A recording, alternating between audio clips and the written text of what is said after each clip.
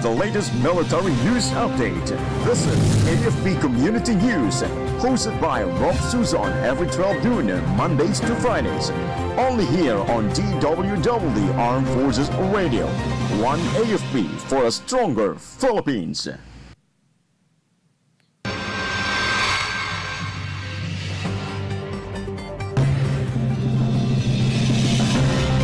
Tarlac reaffirms stable internal peace and security status. Joint Task Force Central honors fallen soldier as operations continue in Maguindanao del Sur. DSWD and Albay LGU continue relocation of Mayon evacuees to Tent City. 5,000 individuals to benefit from new housing modality under expanded 4PH.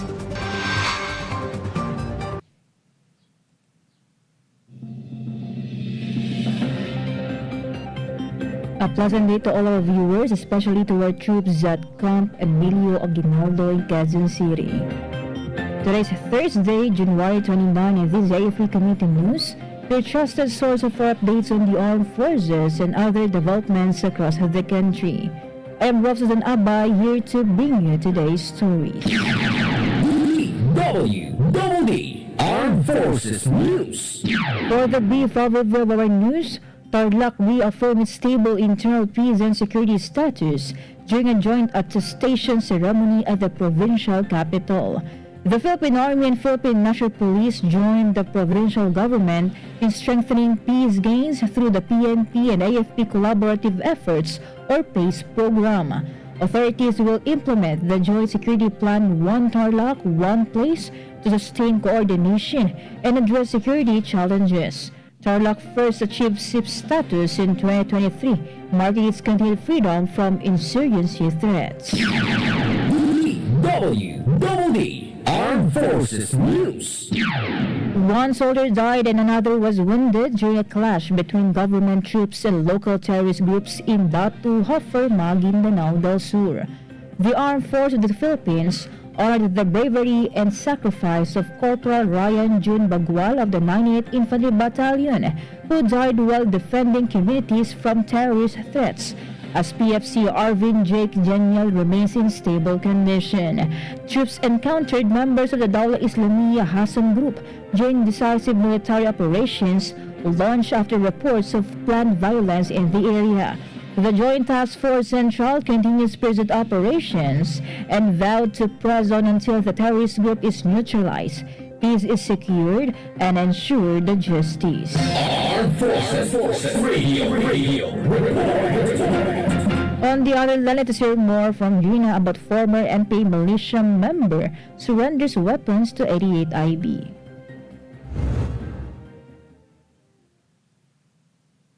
Yes, Rofh, a former New People's Army militia member, voluntarily surrendered firearms and ammunition to the 80th Infantry Steadfast Battalion headquarters at Rizal. Known as alias EOR, he turned over items included M1 carbine rifle with ammunition and an armed impactor shotgun, which the unit secured and documented according to protocol. The 80th IB leadership recommended the surrender and urged the other armed group members to follow suit. The battalion reiterated the government's amnesty and ECLIP benefits while reaffirming its commitment to peace and community security. This is Gina reporting for AFP Community News, One AFP for Stronger Philippines. Thank you, Gina. DWDD Armed Forces News.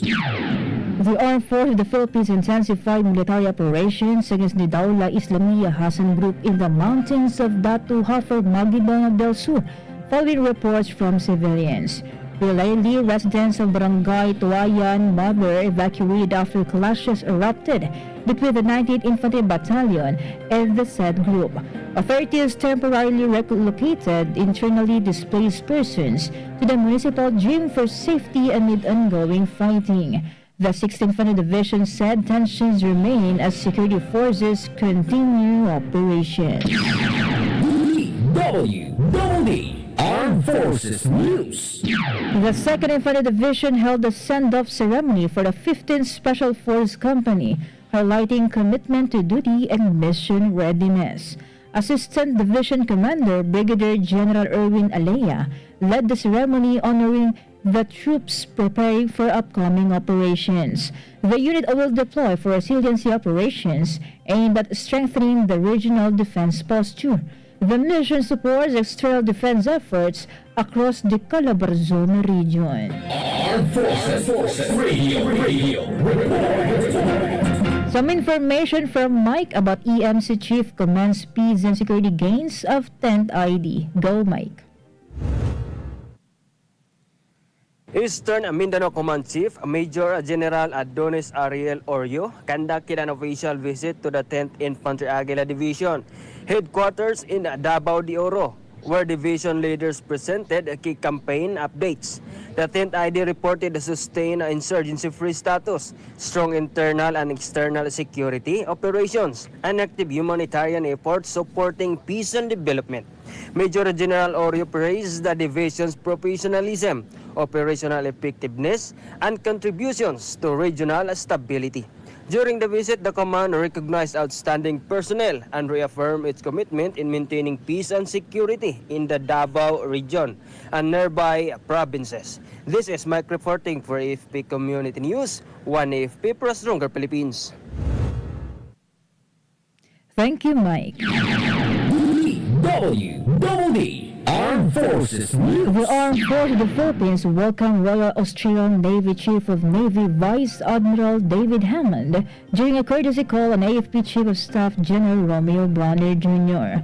Both leaders discussed ongoing and future collaboration, including joint exercises, capability development, and professional military exchanges. The meeting highlighted the importance of sustained cooperation in promoting regional peace and stability. It also reaffirmed the strong defense partnership between the Philippines and Australia in the Indo-Pacific region. DWDD National News. For our national news, the Department of Social Welfare and Development and the local government unit of Malilipot, Albay have started the relocation of internally displaced persons staying in 2 public schools in the municipality. This aims to ensure a safer place for them amid Mayon volcano's continued unrest. Assistant Secretary Irene Dumlao said they want to give displaced families a more comfortable situation in life. That's why their field office coordinated with the Malilipot local government setup 131 in the 10th city of the municipality. Dumlao said more than 100 families stay at San Jose Elementary School and San Jose National High School were relocated to 10th city for a more private, decent and comfortable living space. The transfer of the IDPs to 10th city complies with the Department of Education protocol, limiting the use of public schools as temporary evacuation centers to 15 days. Armed Forces Radio. From NOLCO to hear some information from Joanne. MBLT-8 participates in a community bayanihan in Ilocos Norte. Go, Joanne! The Marine Battalion Landing Team 8 is working together with the community of Barangay Kaunayan, Ilocos Norte for the construction of a community water system. The MBLT-8 personnel joined the community in the manual transportation of construction materials from the highway to the project site, ensuring the continuous delivery of materials essential to the project. This initiative highlights MBLT-8's commitment to civil-military cooperation, strengthening community resilience and stability in a strategically significant coastal area, and strengthening unity between the armed forces and the Filipino people, true to the enduring spirit of bayanihan. This is John Sagak reporting for AFP Community News, 1 AFP for Stronger Philippines. Thank you, Joanne from NOLCOM. DWDD National News. The Department of Human Settlements and Urban Development has announced that around 5,000 individuals are set to benefit from a new housing modality incorporated under the expanded Pambansang Pabahay para sa Pilipino or 4PH program. DHSUD Secretary Jose Ramon Aliling said he has directed the Social Housing Finance Corporation to pursue and complete stalled urban housing projects, which will now be included as a new modality under the expanded 4PH. Aliling said the move is in line with President Ferdinand Marcos Jr.'s directive to provide more dignified housing for our fellow Filipinos, reviving and further improving previously unfinished projects. He added that the DHSUD, together with its attached agencies, remains committed in expanding the 4PH program to enable more Filipino families to achieve home ownership. DWDD National News. Malacanang said the government is implementing reforms to support economic growth. This came amid recent downward revisions in the Philippines' growth outlook for 2025 and 2026 by several international financial institutions. Palace Press Officer Claire Castro said the government has taken note of the revised forecast by the ASEAN Development Bank, World Bank, S&P Global, and the ASEAN Plus 3 Macroeconomic Research Office.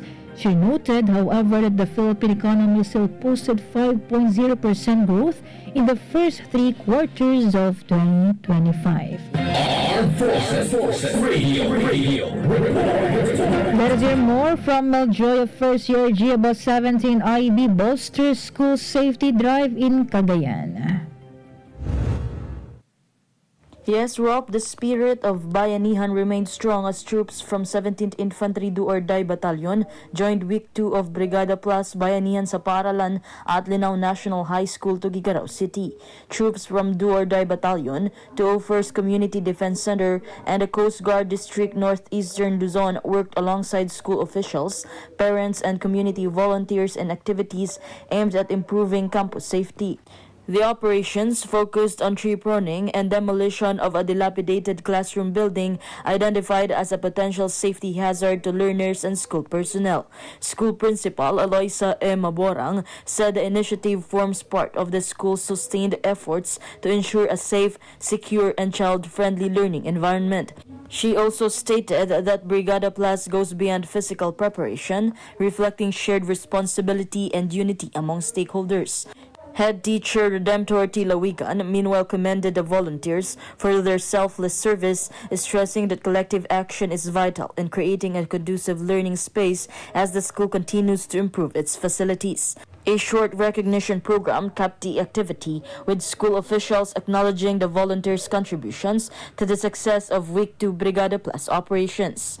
This is Meljo Nesho Arroco reporting for AFP Community News. One AFP for stronger Philippines.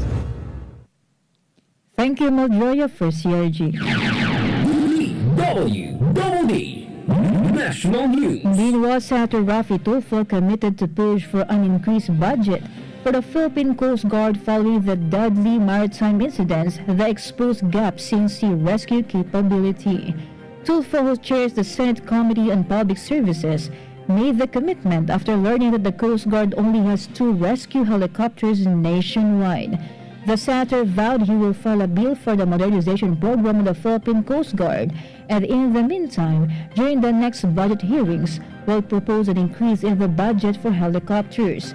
He raised the issue during a public hearing convened in the wake of the sinking of MV Tricia Kirsty 3 off Basilan, which left 316 survivors, at least 18 passengers dead, and 10 still missing. DWDD National News. Moreover, Senator Erwin Tulfo pushed to institutionalize the Assistance to Individuals in Crisis Situations RICE program and establish safeguards against its abuse from political influence. Tulfo also pressed the Department of Social Welfare and Development to give a clear definition of a crisis situation. DSWD Crisis Intervention Program Head Artemio Bautista then said the crisis situations may arise from different conditions beyond disasters, including health and livelihood-related hardships. Bautista added when they say crisis, this includes health crisis and economic crisis. Armed Forces Radio. Let's hear more updates from America, but AFP inaugurates renovated FVR Hall at Camp Aguinaldo. Go, Erica. Yes, Rofh, the Armed Forces of the Philippines inaugurated the newly renovated FBR Hall at the Camp Aguinaldo Golf Course led by AFP Chief of Staff General Romeo Browner Jr. The renovation highlights the AFP's commitment to morale, welfare, and fellowship among active personnel, retirees, and their families. General Browner emphasized that the improvements focus on functionality, comfort, and shared use to support institutional strength. The upgraded facility reinforces the role of wellness and camaraderie in sustaining readiness and service. This is Erica reporting for AFP Community News, 1 AFP for a stronger Philippines. Thank you, Erica. DWDD National News. For other national news, Malacanang said there is no need for President Ferdinand Marcos Jr. to release a medical bulletin stressing that his diagnosis of diverticulitis is not life-threatening. Palace Press Officer Claire Castro said the medical bulletins are issued only in cases involving serious illness. Castro stressed that the palace has been regularly updating the public on the president's health condition. She then also urged the public not to believe what she described as made-up stories circulating about Marcos's health, noting that the president continues to carry out his official duties. DWDD National News. Senator Bam Aquino said the government is targeting the start of 25,000 classrooms in 2026, with local government units expected to deliver most of the projects through partnerships aimed at speeding up construction and lowering costs. Aquino said the plan is anchored on clear timelines to address the country's classroom shortage, estimated at 166,000 rooms. He noted that single or double-story classrooms can be completed with 90 to 120 days. Aquino, chair of the Senate Committee on Education, Culture and Arts, said the LGUs would shoulder the bulk of classroom construction due to capacity limits at the Department of Public Works and Highways. Armed Forces Radio. From our report on the ground, let's hear the report of Beth Tañete about 12 CMO Battalion conducts West Philippine Sea Information Campaign in Isabela School.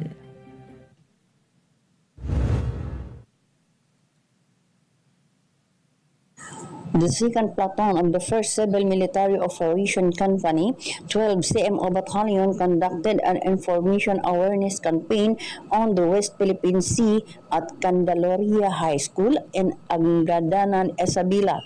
The activity took place through a campus peace development forum with a support from the Angadanan Police Station. Around 300 students participated, and activity engaged in discussion on national interest issues. The program aimed to deepen students' understanding of the West Philippine Sea and the youth role in promoting peace and national security. This is Beth Tañete reporting for the AFP Community News, 1 AFP for the stronger Philippines. Thank you, Beth Tañete. DWDD National News. Former Department of Public Works and Highways Bulacan 1st District Engineering Office engineers Bryce Hernandez, J.P. Mendoza, as well as cashier Cristina Pineda, pleaded not guilty of the graft charges filed against them. This is in connection with the alleged 22.8 million ghost flood control project in Pandi, Bulacan. Hernandez, Mendoza, and Pineda were physically present before the Sandigan Bayan when they entered their not guilty plea. They are co-accused of former Senator Ramon Revilla Jr. in the graft and malversation case filed with the Anti-Graft Court. DWDD National News. Dismissal proceedings have been initiated against an AWOL or absence without leave police officer tagged in the kidnapping of a businessman in Cabanatuan City, Nueva Ecija. Philippine National Police Chief General Jose Melencio Nartates Jr. said administrative and criminal cases will be pursued to their full extent against the unnamed police officer. He emphasized that the PNP has no room for people who think and act like the very criminals that they arrest. Following the incident, Nartates ordered a nationwide validation of all police officers, including the accounting of service firearms, and issued police identification cards. Armed Forces Radio. From further updates about 6FAB breaks ground on new officers' quarters at Camp Sionco. Rofh, the 6th Field Artillery Battalion, launched the construction of its officers' quarters during a groundbreaking ceremony at Camp Sionco here in Maguindanao del Norte. Supported by the Ministry of Public Works, BARMM, the project aims to improve building facilities and strengthen unit readiness. Colonel Ruben Aquino, Assistant Division Commander for Reservist and Retiree Affairs, represented 6th ID and JTF Central Commander Major General Jose Vladimir Cagara at the ceremony. The event highlighted strong collaboration among 6FAB, JTF Central, and BARMM or MPW-BARMM in enhancing military facilities. This is Ferdy Bruce reporting for AFP Community News, 1 AFP for a stronger Philippines. Thank you so much, Ferdy. DWDD National News. Environment Secretary Rafael Rotilla admitted that the deadly Binaliw landfill trash line in Cebu was an eye-opener for the Department of Environment and Natural Resources. Rotilla said the agency is pushing for accountability in the incident, and they cannot let 36 people die and not do anything about it. On Monday, Rotilla confirmed leadership changes in its office in Central Visayas to make sure that the Binaliw incident will not happen again. The Secretary has ordered immediate nationwide inspection of all operating sanitary landfills. He also directed all regional offices to strictly implement the environmental compliance certificates. DWDD Armed Forces News. And that concludes today's broadcast, and thank you for your continued support, particularly to our viewers on AFP Radio, the DWDD's official Facebook page. Join us again tomorrow for more stories and updates, same time and same station. Once again, this is Rofh Suzon-Abay for AFP Community News, 1 AFP for a stronger Philippines. Behold the latest military news update.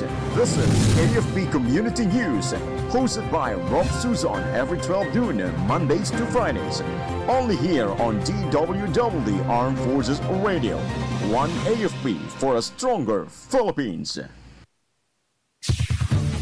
Ito ang DWDD 1134 kHz AM. Balita, impormasyon at musika. Ito ang DWDD AFP Radio. Boses ng Kawal Pilipino. Kayo ay nakatutok sa DWDD AFP Radio. Kami po ay kasapi ng KBP, Kapisanan ng mga Broadcaster ng Pilipinas.